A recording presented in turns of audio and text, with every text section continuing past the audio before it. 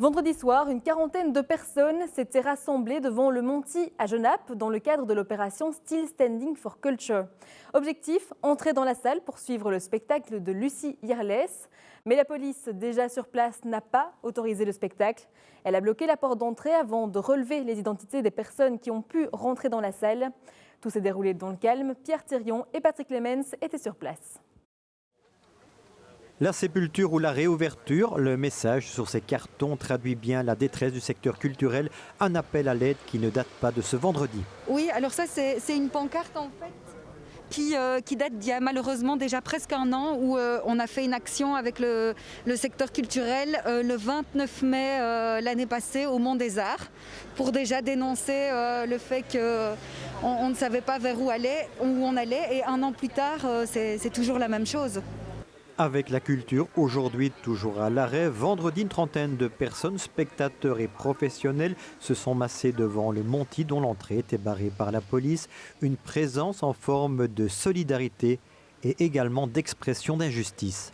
Le secteur culturel est victime de discrimination. Plusieurs tribunaux l'ont déjà souligné. Et en plus, on a des dizaines d'études qui montrent que les salles de spectacle sont sûres, ce ne sont pas des lieux de contamination. Donc il n'y a vraiment aucune raison de nous empêcher de travailler.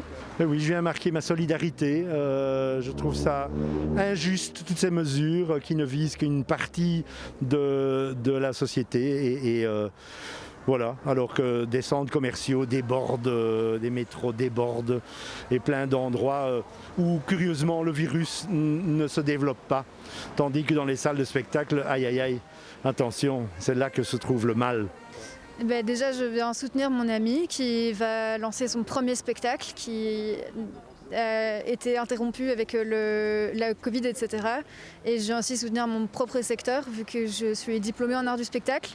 En septembre 2020 et depuis on n'a aucune opportunité de travail. Parmi les professionnels du secteur, Mélissa Collignon représentait le centre culturel de Genappe qui, à l'instar des autres centres culturels du Brabant wallon, a lancé le fonds Sparadrap. C'est un fonds en fait où les gens peuvent faire des dons pour toutes les personnes fragilisées du secteur culturel, donc les comédiens, les artistes.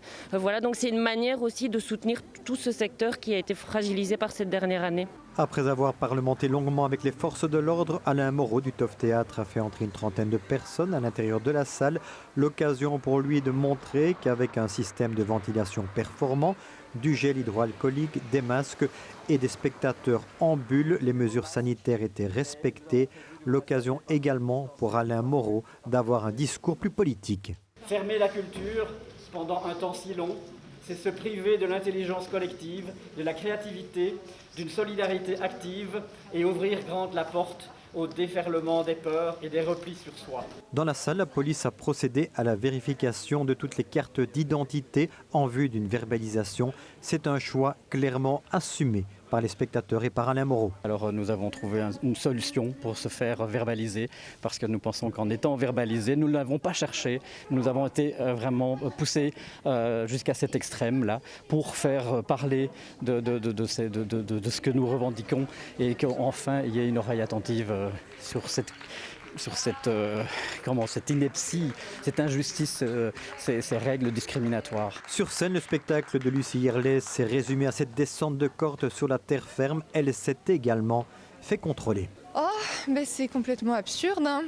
Mais j'ai eu une petite discussion avec la policière dans les loges, justement, pendant que je lui donnais ma carte d'identité. Elle aussi, ça lui manque les spectacles, donc je pense vraiment que c'est complètement absurde. Même les gens qui sont là pour nous verbaliser, finalement, je pense qu'ils trouvent eux-mêmes que c'est un peu absurde.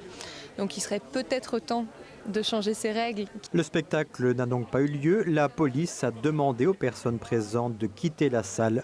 Tout s'est déroulé dans le calme.